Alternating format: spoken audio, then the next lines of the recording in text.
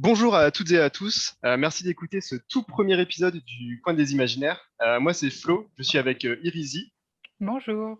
Captain Vestry Bonjour à tous. et Saimet. Bonjour. Voilà. Alors, qui dit premier épisode dit épisode du Schnaps. C'est la première fois qu'on fait ça. Donc, on va voir comment ça va se passer, quoi. Dans cette émission, on va parler de littérature de l'imaginaire, donc tout ce qui est science-fiction, fantastique et fantasy, et aussi de pop culture de manière générale. Donc, le concept, il est simple. On aura une partie actualité, une partie chronique et une petite partie recommandation à la fin, où on pourra se permettre éventuellement de parler d'autres choses. Voilà, donc je propose de commencer tout de suite la partie actualité avec un hommage à Kentaro Miura qui est décédé le 6 mai dernier. Donc Kentaro Miura, c'était le mangaka de génie derrière Berserk, qui est un des piliers de la dark fantasy. C'est une œuvre qui a eu une influence majeure dans la pop culture, notamment au travers du jeu vidéo, donc dans la saga des Souls. Voilà, donc c'est une grosse perte pour le monde du manga, parce que ça laisse un manga inachevé. Berserk n'aura jamais de fin, ce qui est assez triste, mais il laisse une grosse trace hein, dans l'univers de la fantasy, quoi. Voilà, donc c'était la news pas forcément rigolote. Vous avez commencé à lire Berserk, vous? Oui, moi j'ai lu un petit peu. J'ai lu jusqu'à à peu près après l'éclipse, dans le fond. Donc environ les 14-15 premiers tomes. Ok, Puis ouais, je considère que c'est une grande œuvre, mais personnellement, je pense que c'est pas trop mon genre de truc, là, parce que je trouve que c'est un peu trop dark, puis c'est pas forcément joyeux. Donc Ah, c'est assez particulier. oui, c'est ça. Mais Après, les dessins sont incroyables. Puis aussi, j'ai beaucoup aimé l'arc où sur le passé de Guts et Griffith, là, par exemple. Là. Fait que ça, j'ai beaucoup aimé. Là. ouais, c'était assez fort. Après, par rapport au fait que ce soit trop dark, tu peux peut-être continuer un petit peu. Alors, ça devient pas super joyeux sur la suite, mais ça devient un peu plus léger. Il y a une équipe qui se crée autour de Guts et tout, et ça permet d'apporter un peu de légèreté à, à l'univers. Donc, ça peut valoir le coup d'essayer de continuer un petit peu le manga, quoi. Voilà, donc gros pilier de la Dark Fantasy, hein. Donc pour les gens qui nous écoutent, n'hésitez pas à vous ruer sur Berserk. C'est vraiment quelque chose qui est vraiment à lire, quoi. Voilà, donc on va passer maintenant plutôt aux actualités séries avec Shadow and Bone qui est sorti il y a à peu près un mois maintenant. C'est Seymet qui va nous en parler un petit peu. Alors oui, effectivement, on part sur quelque chose de beaucoup plus léger avec Shadow and Bone, donc, qui est une série qui est sortie en avril sur Netflix et qui a été adaptée d'une trilogie, donc la trilogie Grisha, et qui mélange également la duologie Six of Crows. Globalement, donc c'est effectivement de la fantasy plutôt young adulte. C'est vraiment léger. Visuellement, au niveau des effets spéciaux, par contre, c'est vraiment plutôt sympa. J'étais presque déçue de voir ça dans une série et pas dans le film qui n'a jamais existé de Avatar, le dernier maître de l'air. Voilà, le feu, le vent est visuellement beaucoup plus joli. Au niveau du scénario, donc, comme je disais, effectivement, c'est de la young adulte. Donc, dès l'épisode 1, on sait à peu près où ça va et là où ça veut nous emmener. Donc, ce qui est un peu dommage, c'est que c'est très prévisible. En dehors de ça, au niveau des acteurs, je trouve le casting plutôt bien, même s'il y a effectivement des points forts et des points faibles. La relation d'Alina avec Mal n'est visuellement pas. Enfin, on ne dirait pas que ce sont des amis d'enfants, il n'y a aucune tension entre eux. Par contre, entre Alina et le Darkling, là, on sent beaucoup plus de passion, je dirais. Et puis, bon, en même temps, c'est normal quand on est face à Ben Barnes. Voilà. Effectivement, le fameux Ben Mards. Mais visuellement, il y a vraiment des oppositions claires, obscures qui sont assez sympathiques quand même à voir. D'accord. Et du coup, tu recommandes pour quelqu'un qui connaît pas du tout les livres Je recommande, par contre, effectivement, ils ont sorti une carte comme pour The Witcher d'ailleurs sur le site de Netflix. Donc voilà, pour D'accord. réussir à se repérer un petit peu. Ok. Et pour quelqu'un qui est plutôt branché fantasy adulte, c'est trop young adulte ou ça va? Je pense que ce n'est pas forcément le scénario qui va plaire, mais comme je disais, les effets spéciaux sont quand même réussis, donc ce n'est pas une perte de temps. Ok. Il y a combien d'épisodes? Il y en a 8, il me semble. Bon, ça, c'est pas trop long encore. Ouais, ça reste raisonnable. Ok. Voilà, Bah, j'essayerai peut-être et on en parlera peut-être. On en reparlera peut-être dans un futur épisode, on sait pas. On verra. pourquoi pas. Ouais, donc je propose de passer à la suite. Hein. Donc dans les actus séries, bah, il y a le tournage de la Roue du Temps, donc la première saison qui s'est achevée là il y a pas très longtemps, cette semaine ou la semaine dernière. On a eu déjà 2 teasers pour 2 personnages super importants, donc pour Moiraine et Lan. Donc des teasers qui montrent pas grand-chose. C'est vraiment des petits clips en fait avec quasiment juste la tête des personnages quoi. Donc dans le rôle de Moiraine, on a euh, mince. Là ça commence bien le trou de mémoire. Ça sera coupé, ça sera coupé. Ouais non, on verra. Peut-être je laisserai, on sait pas. La magie du montage. Comment elle s'appelle déjà? Ah mais elle est super connue l'actrice, c'est pas possible. Euh, c'est celle qui a joué dans Gone Girl là. Ah. Rosamund Pike, voilà. Donc sacrée actrice quoi. Et on retrouve un peu cette volonté, bah, comme ils avaient fait aussi dans Game of Thrones, de proposer des acteurs assez connus et très expérimentés pour les personnages bah, plus vieux et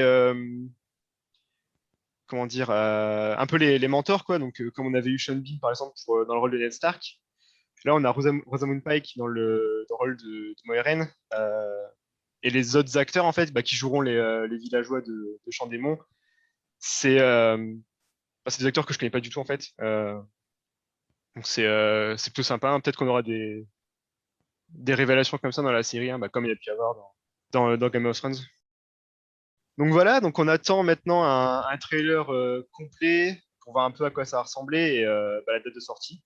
Voilà, donc moi j'attends beaucoup tout ça parce que bah, j'ai commencé à lire les livres et c'est quand même c'est super sympa. Donc j'attends de voir ce qu'Amazon pourra faire avec leur budget illimité. Voilà. Et d'ailleurs, tu parlais de GOT, il y a aussi la sortie de House of the Dragon, la sortie de photos de casting, c'est ça? Exactement.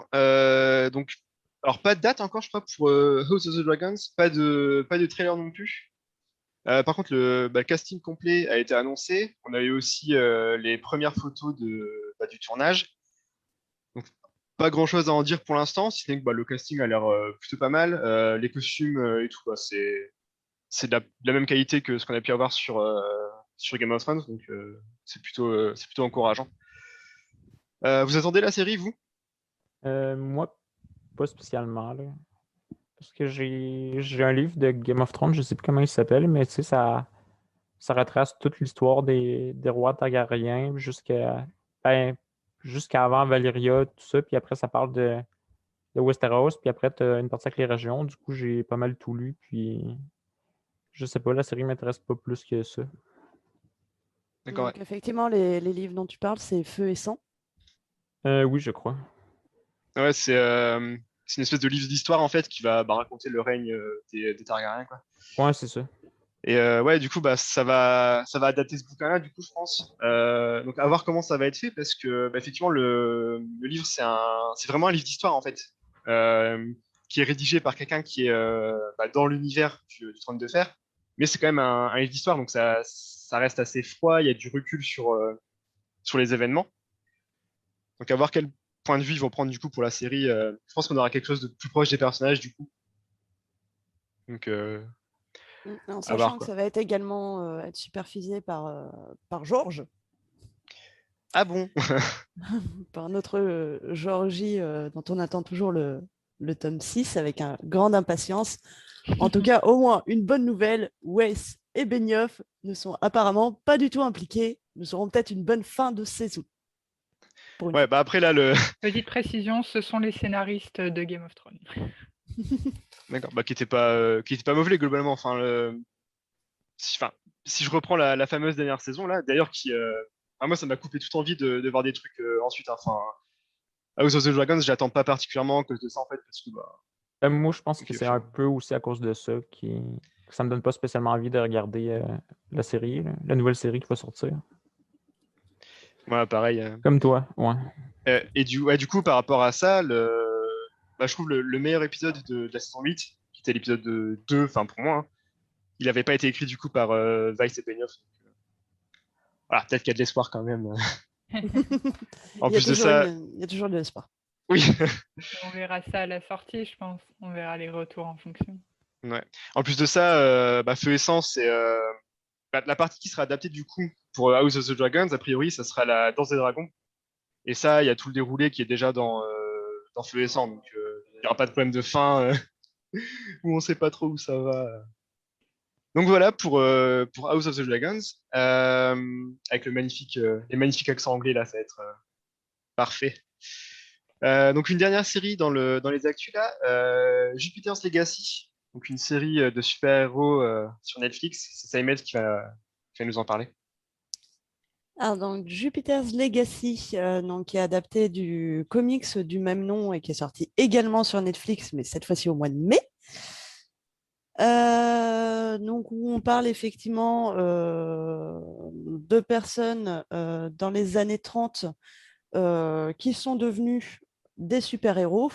On les retrouve dans notre monde d'aujourd'hui avec leurs enfants. Et effectivement, il y a des conflits familiaux. En soi, je n'en parlerai pas beaucoup parce que je me suis extraordinairement ennuyée. Les effets spéciaux ne sont pas, pas exceptionnels. Les temps de parole sont extrêmement longs.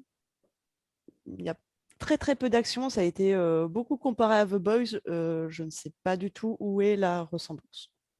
Voilà. Ah, Il y a des super-héros. Ouais, peut-être. C'est à peu près tout. ouais, c'est Franchement, peut-être une par rapport à, enfin, il me semble que c'est une approche un peu de déconstruction autour du super-héros. C'est peut-être là qu'il y a la ressemblance, quoi. enfin, effectivement, comme tu dis, mais je sais pas, c'est vraiment beaucoup plus calé sur vraiment des conflits de famille et non, c'est vraiment pas enjaillant, de mon Ouais, côté en tout cas. donc c'est plus proche de Umbrella Academy que de The Boys, en Oui, fait. Ok, oui, c'est beaucoup plus proche de Umbrella Academy, effectivement. ok. Donc Amazon qui semble avoir une approche plus avec plus de enfin qui semble avoir plus de réussite sur le super-héros avec The Boys et Invincible qui a plutôt fait le buzz ces derniers temps quand même. Pour vous donner un peu une idée, je m'en souviens parce que mon compagnon l'avait fait remarquer. À un moment, on voit le super-héros principal, donc Utopian, qui rentre chez lui et qui dit bah, j'ai dévié une comète. D'accord. Voilà. C'est tout, si tu veux. Ok. C'est la partie qui aurait pu être fun à montrer, qui aurait pu être importante, effectivement. C'est juste ce dont tu parles en rentrant du boulot, quoi, en gros. Ok. Je pense qu'on va passer à la partie animée. Ouais, donc Ouais. quelques animés là, donc c'est Vestri qui va nous parler du coup d'abord de Jujutsu Kaisen. Oui, dans le fond, si vous êtes fan de manga, vous avez sûrement pas. C'est impossible que vous n'ayez pas entendu parler de Jujutsu Kaisen, qui est un des très gros shonen en ce moment. Puis la saison 1 qui est adaptée du manga s'est terminée ce printemps. Et puis fin mars, on a eu un trailer pour Jujutsu Kaisen Zero, qui est un film qui va sortir à l'hiver 2022. Et puis Jujutsu Kaisen Zero, en fait, c'est aussi un tome qui est sorti, qui est un préquel à l'histoire, dans le fond. C'est un peu, si vous avez suivi, vous savez qui est Gojo, qui est comme le professeur des personnages principaux. Puis c'est Très basé sur. stylé, Ouais, très stylé Gojo. très stylé, le GOAT. Puis c'est basé sur lui. Le film va être basé sur lui qui enseigne aux élèves plus vieux dans le fond, les senpai des personnages principaux là, qui sont en deuxième année, qui enseignent à eux et sur un personnage en particulier dont on a entendu parler dans l'anime, mais qu'on n'a pas vu encore, sur l'histoire de Kotsu. Moi, je suis à jour dans le manga et j'ai vu Okutsu, mais on n'en sait pas vraiment sur son passé, fait que j'ai bien hâte de voir ça. Puis normalement, je suis quelqu'un qui peut pas attendre les sorties d'anime puis qui lit les mangas tout de suite. D'ailleurs, je suis à jour dans Jujutsu Kaisen, mais je pense que pour le Jujutsu Kaisen 0, je ne lirai pas le tome puis je vais attendre le film là, parce que l'anime, pour vrai, est d'une qualité incroyable, là. En tout cas, la saison 1 était d'une très bonne qualité, là. Donc j'attends ça avec impatience. Et puis toi, Flo, je sais que tu as regardé la saison 1. Est-ce que tu attends ça ou... Alors moi, j'ai pas vu le teaser du film, Ok. mais du coup, ouais, j'attends beaucoup ça, ouais. Si, j'espère que ça va sortir au ciné et qu'il n'y aura pas trop de problèmes à ce niveau-là. Et dès que ça sort, je pense que je vais me jeter dessus, comme pour le film Demon Slayer là, qui est sorti cette semaine. J'ai pas encore eu le temps d'aller le voir, mais Ok. ça donne envie, ouais. Et puis c'est Il cool fait de des voir. entrées monumentales apparemment. Ouais, j'ai cru comprendre, ouais. Et par rapport à ça, c'est super cool qu'il y ait un peu plus de films d'animation qui sortent comme ça. Enfin, liés Ouais, c'est vraiment à la ça. culture manga qui sort au cinéma, ça permet de faire un peu découvrir les univers aux néophytes. Donc Ouais, c'est ça. Puis si des gens, mettons, des gens qui ne s'intéressent pas forcément à cet univers-là vont dans le. Mettons, tu sais, quand tu vas au cinéma, tu vois toutes les affiches des films qu'il y a à l'affiche en ce moment. Ben, s'ils voient, mettons, c'est l'affiche d'un film d'animé, puis ça peut les intriguer. Fait que là, ils vont aller se renseigner sur ça, puis ils vont commencer à regarder l'animé ou lire le manga. Puis si ça peut amener des gens là-dedans, c'est bien aussi, là. ouais, pour faire partager un peu hein, toute cette culture-là, quoi. Puis ensuite, je vais vous parler de Maid Dynamis, qui est un manga qui a connu, je pense, un manga que j'adore personnellement, puis qui a connu sa première saison fin 2017 ou début 2018, je crois. Puis ensuite, il y a eu plusieurs films de Maid Dynamis. Il y a eu un film qui, dans le fond, qui était juste un récapitulatif de la saison 1. Puis il y a eu un film début 2020 qui était un film comme pour Demon Slayer, qui était justement la suite de l'histoire après, mettons, la saison 1. Puis là, il y a la saison 2 qui va se dérouler après le premier film qui a été annoncé pour 2022. Pour l'instant, on n'a pas de date. On a seulement, mettons, un poster qui est sorti avec dans le fond, sur la page Twitter du compositeur des OST. Puis c'est seulement dit que ça va être pour 2022, mais il n'y a pas de date précise. Puis je viens de voir aussi qu'il va y avoir un jeu vidéo qui va sortir sur Made in Abyss, annoncé aussi pour 2022. Puis ça va être un RPG action. Voilà, c'est pas mal tout pour la partie manga animation japonaise. D'accord. Donc toujours un peu dans l'animation, mais plutôt américaine cette fois-ci. Il y a Erizi qui va nous parler du début de The Bad Batch. Oui, en effet, The Bad Batch qui a été lancé le 4 mai pour le May the Force. Actuellement, il y a 3 épisodes qui sont sortis et clairement, la série est dans la continuité de la série The Clone Wars avec dès à l'épisode 1, résumé comme pour Clone Wars, la structure pareille. La seule différence, c'est que l'épisode 1 fait pratiquement 2 heures.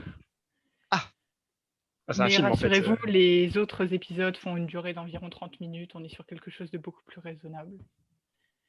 Donc oui, suite à, entre guillemets de The Clone Wars, même si je pense que c'est pas forcément indispensable d'avoir vu les 7 saisons de Clone Wars pour comprendre l'intrigue de The Bad Batch. Les films suffisent largement. Pour un petit pitch vite fait, on suit l'histoire de la Clone Force 99 qui va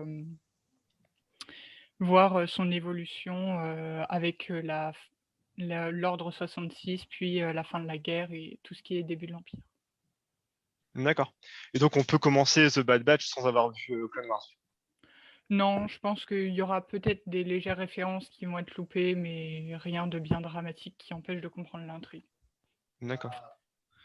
Ok. Alors moi j'avoue que Clone Wars, j'ai vu quelques épisodes, mais j'ai jamais pris le temps de tout revoir, notamment la fin là, qui apparemment est super bien. C'est vrai que Je- c'est assez long. Et puis les premières saisons sont conçues par rapport à leur public, donc un public assez enfantin, donc ça peut être vite agaçant sur certains points.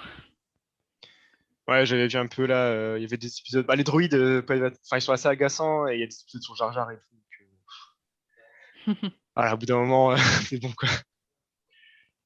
Ok, mais du coup, on en reparlera peut-être à la fin de la saison. Si jamais elle est réussie, bah, peut-être tu nous en Oui, parleras et puis tu nous diras si ça vaut le coup ou pas du coup de se lancer dedans, bah, quoi.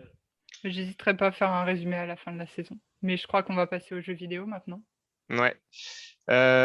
Partie jeux vidéo. Donc, alors il y a eu quelques grosses sorties ces derniers temps. Il y a eu la trilogie Mass Effect et donc enfin le remaster de Le la trilogie Mass remaster. Effect. Ouais, tout à fait.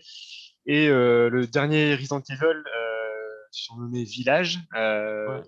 Nous, on n'y a pas joué, donc on va pas trop en parler. Par contre, Vestri va nous parler de la Ligue Smash France. Oui, dans le fond, c'est ici, je pense qu'elle a suivi ça aussi, donc elle va pouvoir en parler avec moi ou ajouter des choses.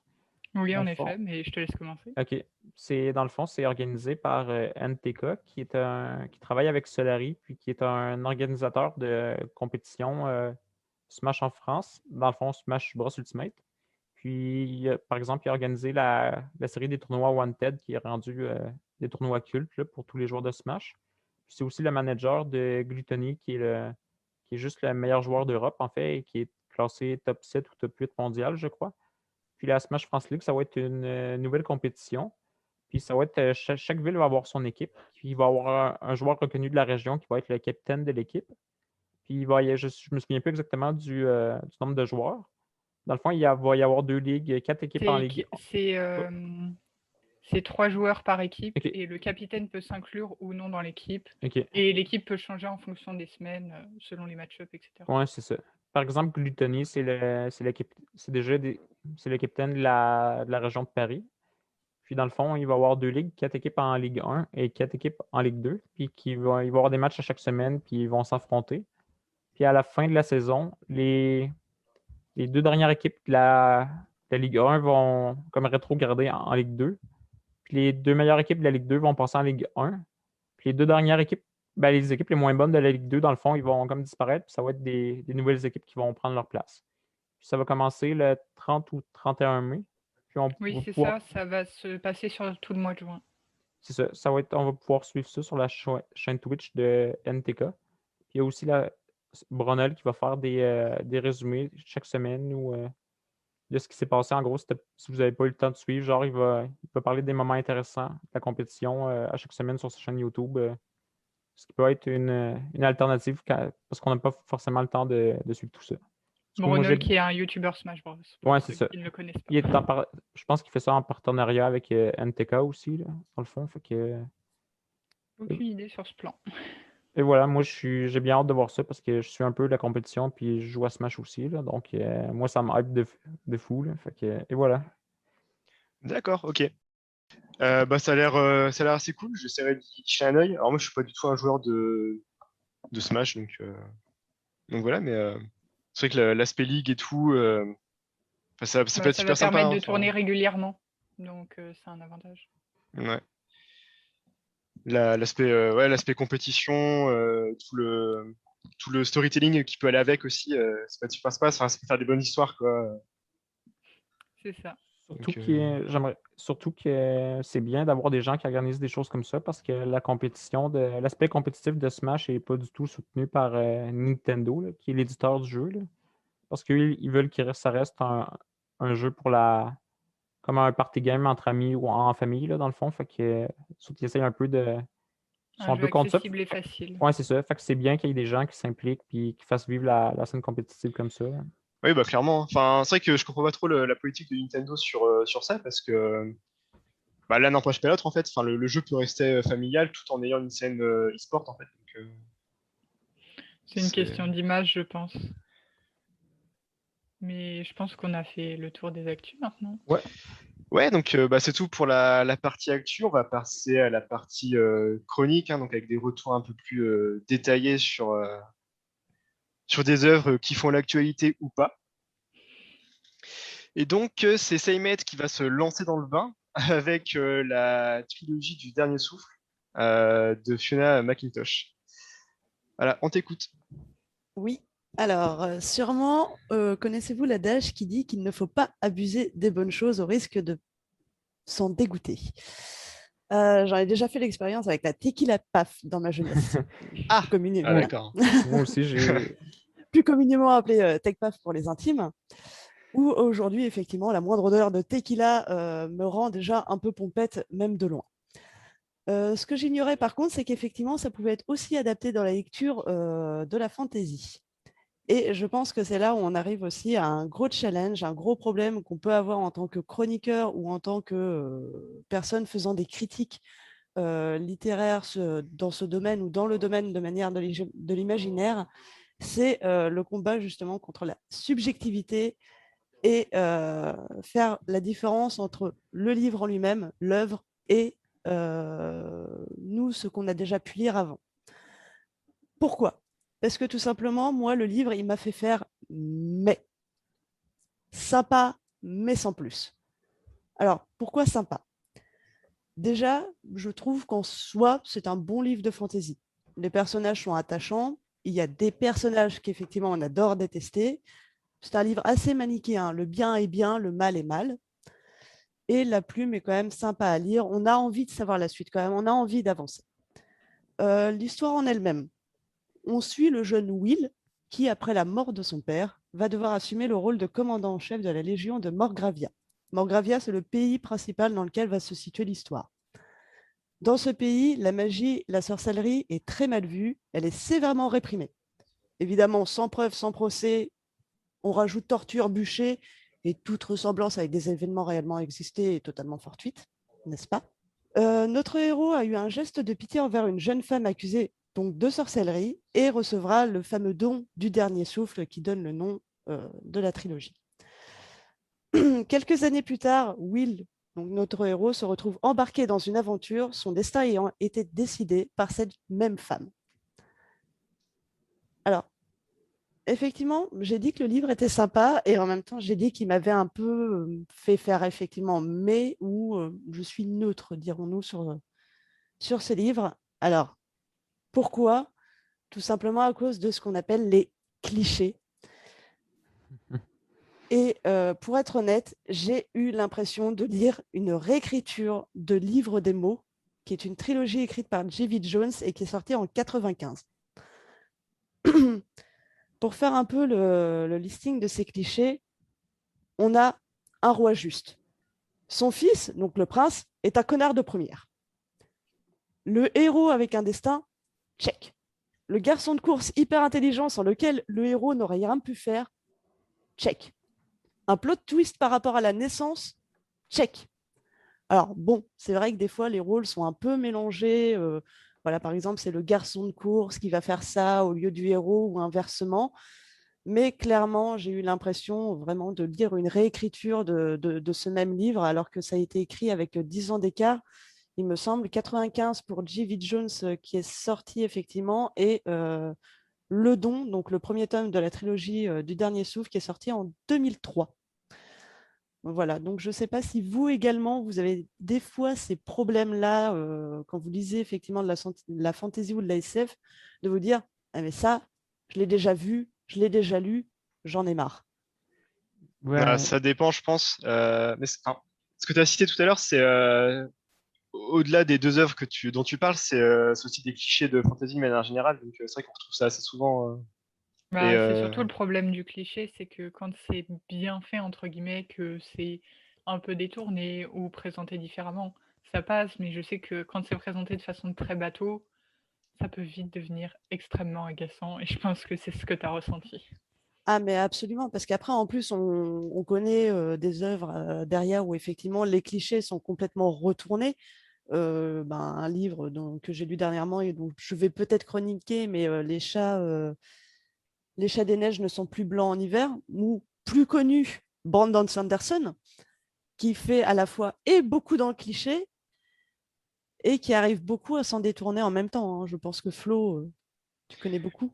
ouais, Sanderson, je pense qu'on aura l'occasion de beaucoup en reparler, mais enfin, il a tendance à se reposer sur les clichés. En même temps, il arrive toujours à tirer le tapis sous les pieds du lecteur, donc ça reste super cool, quoi.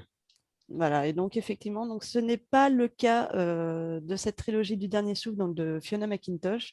Alors, en soi, je la conseille effectivement parce que, comme je disais, ça reste un bon livre de fantasy, mais je pense que je ne la conseillerais pas pour un gros lecteur de fantasy qui aimerait bien découvrir vraiment quelque chose en plus. Bah, peut-être du Voilà. coup pour quelqu'un qui découvre la fantasy, ça peut être sympa. Mais pour quelqu'un qui découvre, vraiment, ça va être tous les clichés, je dirais, de la fantasy. Donc c'est vrai que d'un côté, c'est une bonne manière de savoir si on va aimer ou pas ce style de littérature. Bon, après, t'as dit que c'était sorti quand 2003, je crois. 2003, la première parution en anglais. Ouais, donc ça date déjà quand même. Je pense que c'est pas étonnant de retrouver quand même des gros clichés. C'est vrai qu'après, en soi, donc déjà cliché, mais encore une... Enfin, vraiment, je l'ai remarqué déjà, comme je disais, c'est le problème de la subjectivité, c'est que je l'ai lu après le livre des mots. Et je pense vraiment que ces deux livres sont les plus proches que j'ai pu trouver. Et le livre des mots, effectivement, était sorti en 1995, donc soit quand même 8 ans avant.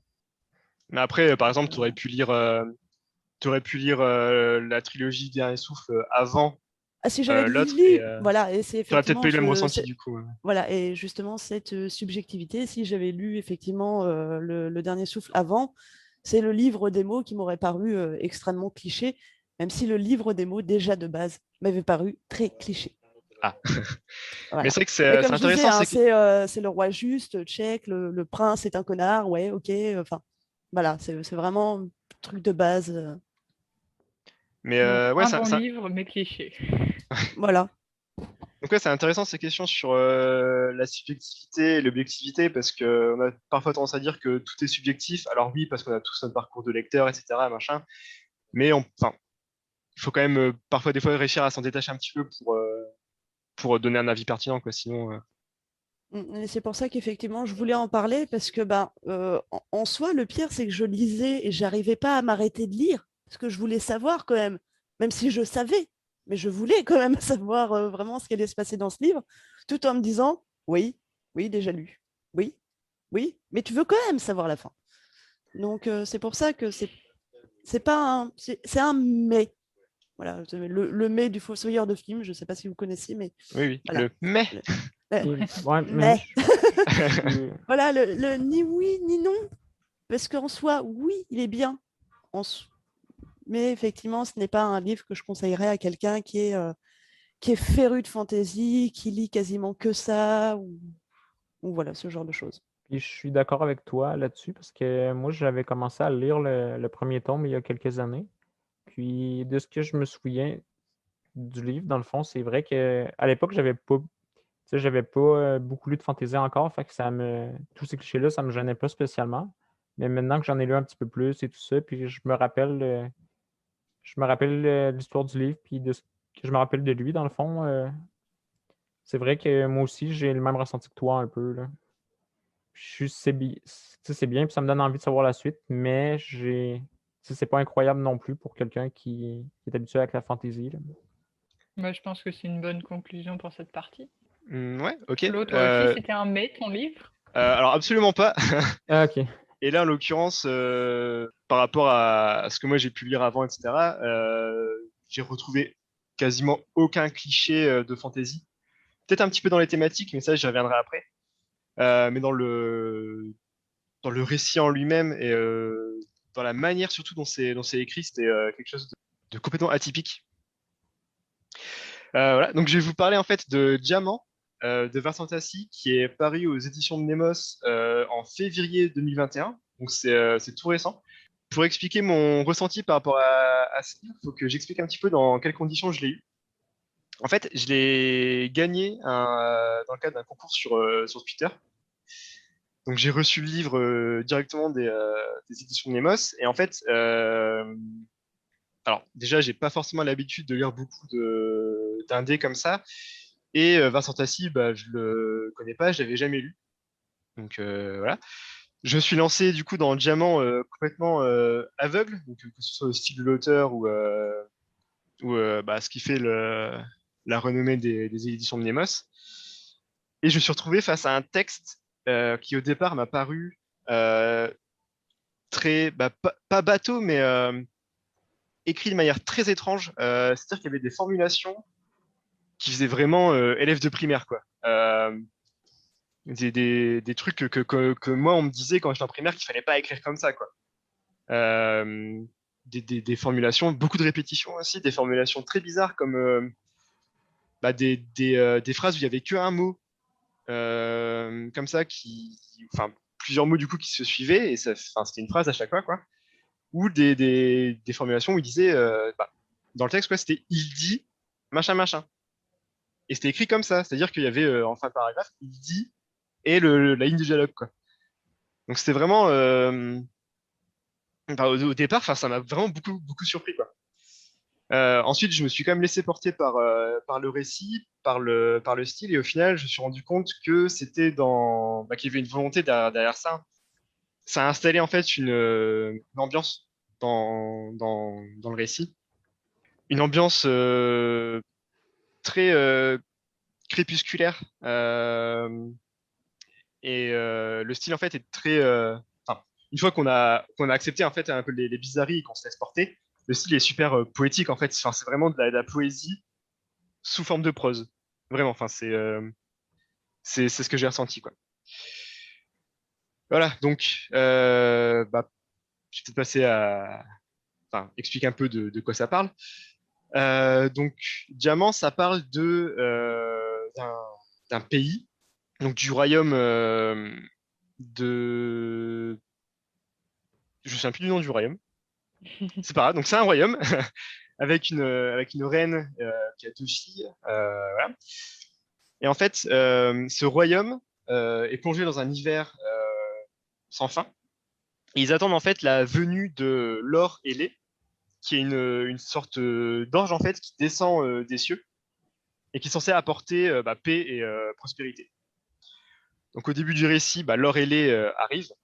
En fait, ils se rendent compte que enfin, la reine et sa cour quoi, se rendent compte que c'est pas du tout ce à quoi ils s'attendaient. Et en fait, personne ne sait enfin, personne ne sait vraiment ce que la venue de l'Aurélie veut dire et ce qui va se passer, quoi. Et donc, nous, le lecteur va naviguer un peu tout autour de ça, des questions qui vont se poser à travers le regard de différents personnages. Donc, comme je le disais, c'est une lecture qui est super atypique. Notamment, par exemple, en ce moment, je lis beaucoup de Brandon Sanderson. Et en fait, c'est diamétralement opposé à Sanderson, je pense. Sanderson, il a cette volonté de créer des univers ultra riches avec des personnages assez fouillés et un récit très haletant, comme je disais tout à l'heure, qui va souvent tirer le tapis sous les pieds du lecteur. Diamant, c'est pas du tout ça. C'est vraiment une lecture d'ambiance. Alors, l'univers est creusé, c'est sûr, mais c'est pas ultra riche. Les personnages vont pas avoir des évolutions incroyables, mais c'est vraiment un récit d'ambiance en fait qui va nous happer et qui va pas nous lâcher.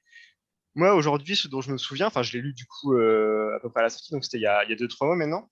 Ce qui me reste maintenant, c'est comment je me sentais quand je lisais. Donc, c'était vraiment une lecture, enfin, c'était très mélancolique, vraiment quelque chose de crépusculaire, presque comme un rêve en fait qu'on vit, quoi. Donc au niveau des thématiques, Diamant, ça évoque la guerre et les cycles de violence, un petit peu l'oppression des puissants sur le peuple, et ça va surtout aussi parler de dépression et d'oubli. Donc on a des personnages et des des royaumes en fait, enfin des sociétés qui oublient des choses collectivement, qui sont plongées dans des états assez dépressifs. Il y a quelque chose de très morbide quelque part, mais de beau en même temps. Enfin, c'est assez étrange. Et sinon, la thématique principale que moi j'ai relevée dans ce bouquin, c'est l'amour. En fait, tous les personnages, enfin tous les points de vue, quoi, vont parler de près ou de loin d'amour.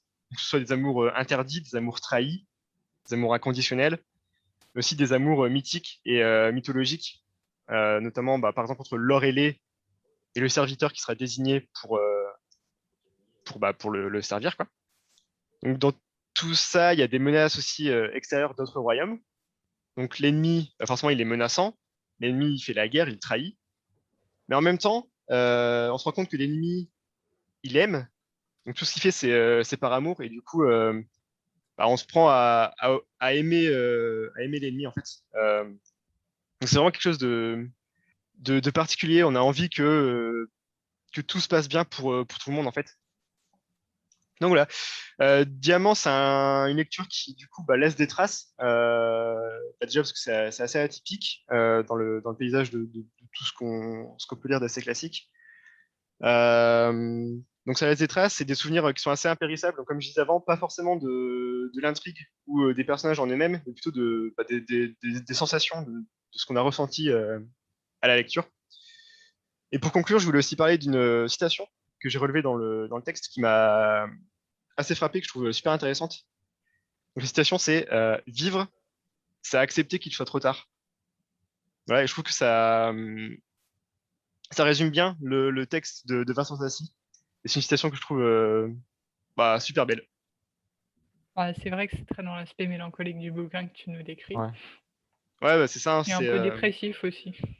Et à savoir que Vincent Tassi, il me semble il fait partie de ces auteurs de justement littérature gothique, un peu gothique française, il me semble. Oui, c'est ça, c'est complètement gothique, hein, ouais, clairement. Et, mais du coup, par rapport à la citation, c'est, comme disait Rizzi, ouais, c'est le côté un petit peu dépressif du texte, mais en même temps plein d'espoir, parce que par l'aspect acceptation aussi. L'acceptation qui permet, pour moi, qui permet l'espoir, en fait. Une fois qu'on a accepté, qui aide à avancer. Ouais, c'est ça. C'est une fois qu'on a accepté, on peut vivre, en fait. C'est à la fois quelque chose c'est à la fois une citation sur le deuil, sur le deuil des autres, mais aussi le deuil de nous-mêmes, en fait, et de nos relations aux autres aussi. Voilà, donc quelque chose de très très riche, en fait. Voilà. Donc, vous l'aurez compris, j'ai beaucoup aimé. Et je recommande chaudement Vincent Tassi. Je recommande vachement Diamant, quoi. En plus, c'est un one-shot, et c'est pas une grosse brique. On manque de one-shot en fantasy. Hein. Ouais, je Ouais. pense aussi, ouais.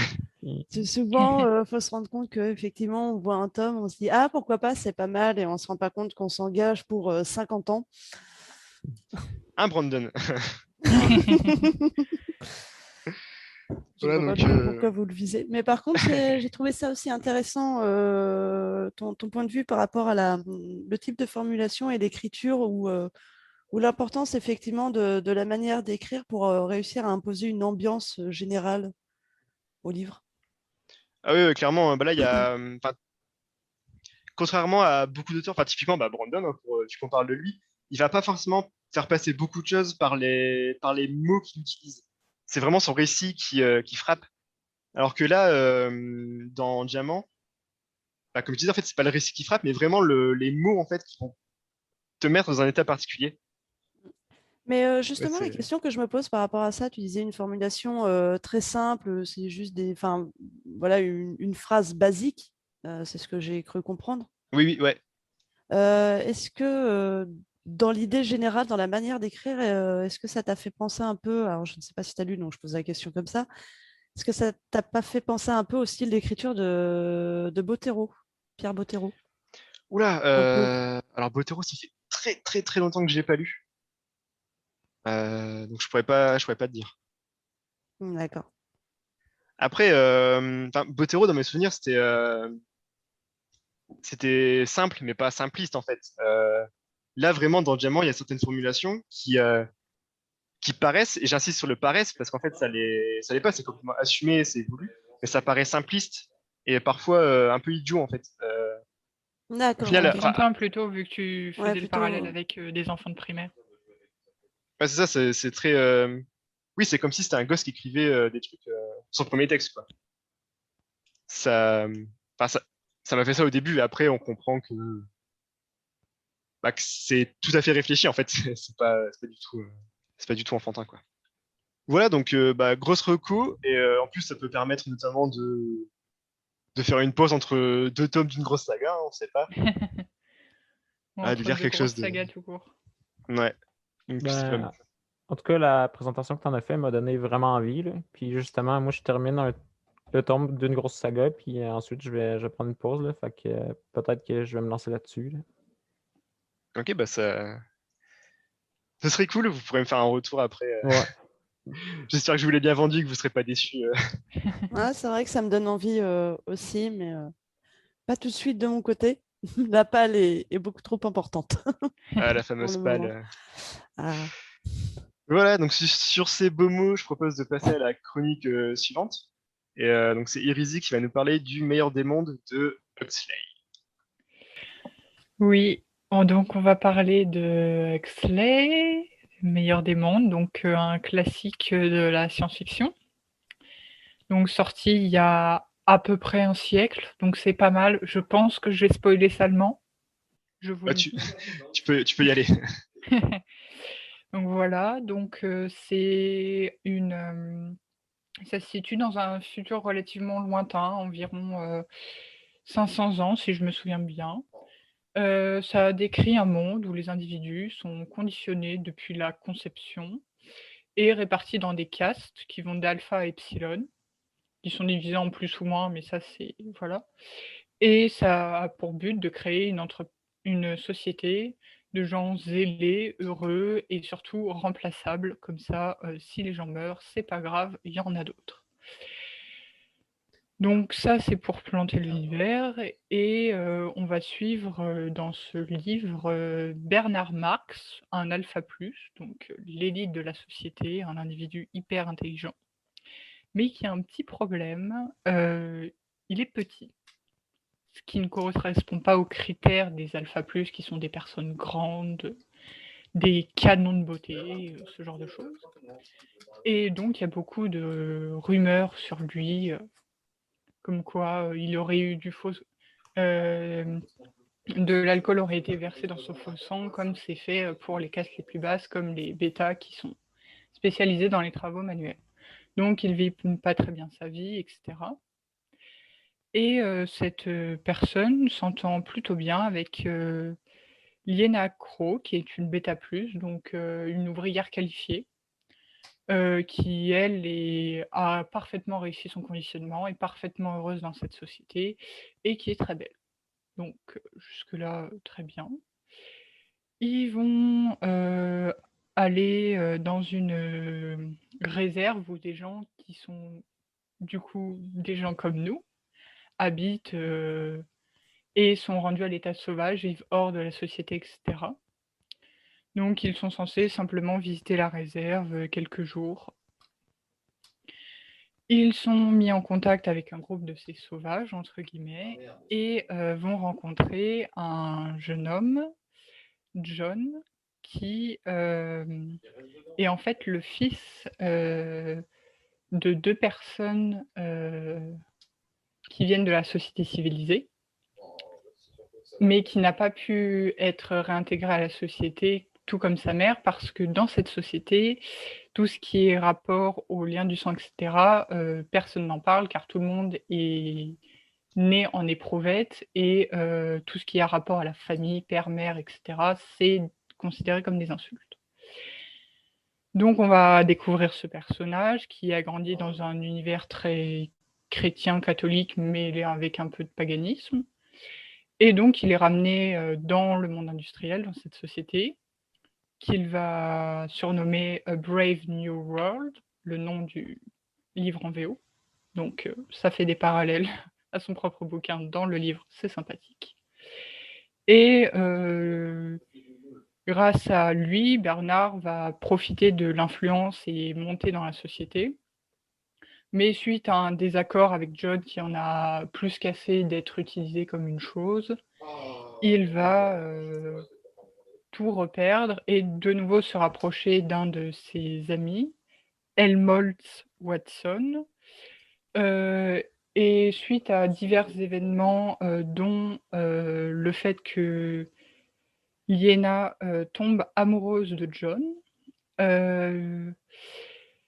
Bernard et Helmholtz sont convoqués chez un des responsables au niveau européen. et ils vont être envoyés dans des îles où des gens dont le conditionnement a été raté sont envoyés. Et ces personnes, en fait, dans ces îles isolées, cela leur permet d'éviter d'influencer la société, mais eux, au moins, pourront s'émanciper comme ils le souhaitent. Liena, elle, est tout à fait intégrée à la société, donc elle va y rester. Par contre, on ordonne à John de rester dans la société alors qu'il souhaiterait partir, car c'est un monde qui ne lui plaît pas du tout. Et l'histoire se termine avec John qui s'isole dans un phare, se fait plus ou moins harceler par les gens qui sont curieux de son comportement. Et ça se termine en John qui se suicide, joie bonheur, parce qu'il a agressé Liena quand elle s'est rendue au milieu de la foule pour voir qui attirait autant de monde. Donc voilà ce résumé bref et rapide du meilleur des mondes. Maintenant, on va passer plus à mon avis. Alors, clairement, l'univers, j'ai trouvé très intéressant. La façon dont c'est développé, etc. Le fait de passer dans un prolongement extrême d'une société ultra industrialisée, etc. C'était intéressant. Par contre, toute la partie du développement avec John m'a beaucoup moins intéressée. Parce que je trouve que le personnage est effectivement comme un poisson hors de l'eau, ce qui était un peu le but. Mais par certains côtés, je le trouve extrêmement agaçant. Et puis c'est surtout que son apparition fait changer de comportement radicalement à des personnages pour des raisons qui ne me semblent pas très logiques. Donc voilà, c'était tout ce que j'avais à dire dessus. D'accord. Alors, il y a un aspect sur lequel tu n'as pas trop insisté par rapport à leur société là, c'est que effectivement, les bébés, c'est des bébés éprouvettes. Ouais, Ça, tu l'as dit. Mais aussi comment dire, toute leur société est basée sur le bonheur immédiat en fait. oui, c'est ça, oui. C'est-à-dire qu'ils ont aucune difficulté à rien en fait. Tout leur est donné. Euh, en gros, s'ils ont un désir, il sera Oui, c'est ça, ils n'ont aucune notion de tout ce qui est manque, frustration. frustration, ce Ouais, genre de choses. Ils ont tout de suite s'ils le veulent. En fait, c'est une société de grands enfants. voilà. Et du coup, il y a une espèce de parallèle à faire avec notre monde en fait, où de plus en plus on a accès vite à tout ce qu'on veut en fait, plus ou moins, hein, mais voilà quoi. Et de Ouais, la non, même, mais je vois ce que tu veux dire. Et puis, c'est vrai que là, ça me fait penser au coup du suicide aussi également. Mais c'est vrai que c'est souvent ce qu'on dit, ou en tout cas, j'ai déjà lu ça également dans plusieurs autres livres qui peuvent parler, ne serait-ce que qu'en passant comme ça de ça, c'est que souvent, quand tout est donné sur un plateau, etc., ta première frustration, elle est extrêmement difficile à vivre. mais enfin, il me semble que justement que John, il a pas vécu dans ce monde-là en fait. Non, John n'a pas vécu dans ce monde-là. Lui, il vivait chez justement chez des gens qui, il est surnommé dans tout le bouquin Le Sauvage. Et en gros, il vivait dans une réserve où quand il le rencontre, c'est un gros cliché de tribus autochtones, D'accord. etc. Et en fait, lui n'a jamais pu vraiment s'intégrer à cette tribu-là parce qu'il ne vient pas de la tribu, vu que ses parents, c'est des gens qui viennent du monde industriel. Sauf que quand il va dans le monde industriel, il n'est pas adapté parce qu'il n'a pas grandi dans ce monde-là. Ce n'est pas un bébé prouette comme tout le monde. Il n'est pas conditionné au bonheur immédiat et ce genre de choses. Mais non, D'accord. en fait, c'est que John finit par se suicider, etc. parce que, en raison de son éducation religieuse en partie, parce qu'en gros, oui, la joie, le bonheur. En gros, c'est qu'il est dans une religion catholique, élevé dans une variation de l'éducation catholique. Du coup, c'est des familles, c'est des familles avec un homme, une femme, et puis c'est tout. Alors que dans cette société, c'est le sexe libre, s'attacher trop longtemps à quelqu'un, c'est mal vu, ce genre de choses. Et du coup, ça l'a beaucoup perturbé. Surtout quand Liena est tombée amoureuse de lui et que ça a été réciproque. Quand elle a voulu lui dire il lui a dit « Oh oui, je t'aime », mais il pensait lui faire la cour. Elle, bah, elle a fait « Bah, on baise », en gros. Et ça l'a beaucoup perturbé. Et quand il est allé s'isoler dans son phare, et cetera, en fait, le fait qu'il est attiré par, que tout le monde vient le voir, et cetera, c'est que tout le monde est surpris parce que, il pense à Liena, du coup, c'est pas bien et du coup, il se fait du mal. Il se flagelle, et cetera. Les gens, ils sont en mode: «Oh, il est bizarre, tu vu? Il est bizarre», bref. Et en gros, il va finir par justement, s'attaquer à Liena. Elle est juste blessée, il y a pas de machin et du coup, il va être en mode: «Oh, quel drame», et cetera et il va finir par se suicider. Donc on est aussi sur un bon truc, religieux qui est on ne peut plus douteux. Ouais, mais c'est ça en fait, c'est là où je voulais en venir, c'est que je sais pas trop par quelle boule prendre ce meilleur des mondes parce que il y a un aspect un peu réac bizarre dans. Bah, après, réac des années 30, hein. Ouais, sûrement. Il y a. En fait, en gros, je pense moi le but du livre, c'est de critiquer du coup les idées de progrès qu'on pourrait avoir dans nos sociétés. Et effectivement, enfin, ce que je disais juste avant, tout ce qui est bonheur immédiat, tout ça, c'est des choses qu'on connaît et qu'on peut éventuellement critiquer aujourd'hui. Mais du coup, Huxley, il va critiquer tout le package, en fait, c'est-à-dire qu'il va aussi critiquer la libération sexuelle, comme tu disais juste avant, et des trucs comme ça. Et de même, là, par contre, là, la critique est, je pense, plus légitime, c'est qu'il dit que, vu que les bébés, c'est des bébés éprouvettes et qu'ils sont conditionnés pour enfin, pour être dans une classe sociale et être heureux d'être dans cette classe sociale, ce qui est, enfin, ce qui est une exagération aussi de ce qu'on peut connaître aujourd'hui, quoi. Euh, le fait d'être conditionné comme ça retire de la liberté. Donc c'est vrai du coup. C'est-à-dire que les gens, Bah, en c'est fait, les vrai gens qu'il y a un sont, fort déterminisme dans le livre. Tous les personnages sont conditionnés, déterminés, et cetera. ouais, c'est ça. En fait, les gens sont heureux, mais ils sont pas libres. Ou du moins, ils ont l'illusion d'être heureux, quoi. Oui, c'est ça et le seul personnage considéré comme libre de tout le livre, est malheureux et ce qui me «pose problème» entre guillemets, c'est qu'il Enfin, il n'est pas est vraiment libre, mais il est quand libre même non plus. vachement prisonnier de sa religion, quoi. Bah, en fait, Ouais. est-ce que ça serait pas aussi un débat là-dessus sur le fait que autant la religion est autant un conditionnement. Oui, c'est sûr. Pas, Peut-être, ouais. ça dépend quel niveau Non, mais je veux dire de par pratique, dans hein, le voilà. texte. Non, mais dans le texte, Mais effectivement, dans le texte, pour moi, c'est la religion, c'est aussi également un conditionnement de toute façon. oui, c'est ça. Après, il y a quand même quelques petits passages assez bizarres par rapport toujours à ces histoires de liberté. En fait, un truc que je reproche souvent à ces univers un peu dystopiques là, c'est enfin, de mal définir ou de pas définir ce que c'est la liberté. C'est Et, ça. typiquement, il y a un moment, il y a le sauvage qui vient et qui dit oui, je vais être libre et je vais être libre d'avoir le cancer. Parce qu'en fait, dans leur société industrialisée, là, les maladies, elles ont été plus ou moins éradiquées. Enfin, bah, vu que c'est une société eugéniste, il y a plus de maladies, en fait. Et du coup, lui, il vient et il dit, je veux la liberté d'avoir le cancer. Sauf que c'est pas une liberté, ça. Enfin, s'il y a bien un progrès qui est positif, c'est celui-là. Ce qui est assez bizarre, je trouve, quand même. Enfin, alors, je comprends l'idée, mais Alors je comprends c'est l'idée, étrange, quand mais même. je crois que c'est un peu jusqu'au boutiste dans la façon dont c'est exprimé. C'est ça, ouais, je suis d'accord avec toi. Ouais. Donc voilà, une œuvre Bah, un assez. classique de la SF, mais assez difficile à aborder. Je crois qu'il y a 2 ou 3 débats de philo qui tournent dessus régulièrement. Ouais, ça m'étonne pas, ouais. Enfin, c'est assez étrange, je trouve, quand même. Et ouais, il y a un côté un peu réac qui me gêne un peu par moment.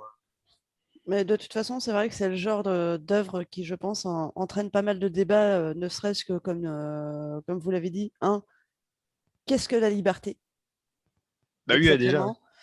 Euh, Par rapport à cette liberté, justement, la quête de la recherche du bonheur aussi, qui Qui rentre, est une à grande mon avis, question. également en compte.